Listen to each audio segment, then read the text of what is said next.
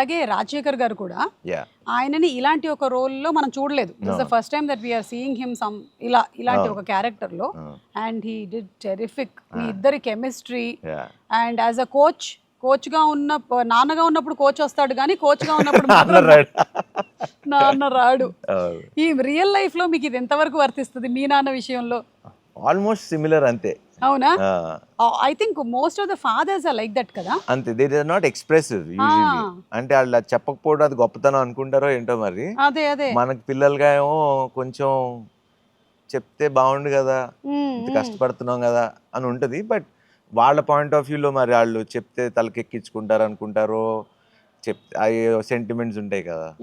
కొడుకు తండ్రిని పోడకూడదు, అలా ఏదో ఉంటాయి, హగ్ చేసుకోకూడదు, కూడదు, జస్ట్ ఇట్లా రెస్పెక్ట్ఫుల్ గా ఉండాలి.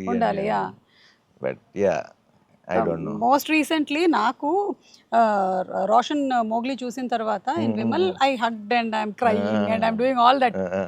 Then these both went to see the film, Rajeev and Roshan. సినిమా అయిపోయింది, రోషన్ ఇటు తిరిగి నించున్నాడు, రాజీవ్ అటు నించుంటున్నాడు. ఇప్పుడు వీడు నన్ను హగ్ చేస్తాడేమో అని, లేదు నాన్న ఇటు వస్తాడు. అదొక 2 minutes నడిచింది, స్పేస్ ఉంటుంది. తర్వాత వీడు ఇలా వచ్చి పట్టుకున్నాడు అంతే. మనోడు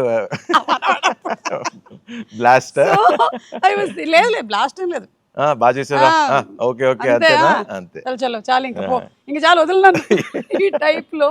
బట్ ఇంటికి వెళ్ళాక మీతో మాట్లాడి ఉంటాడు అంతే.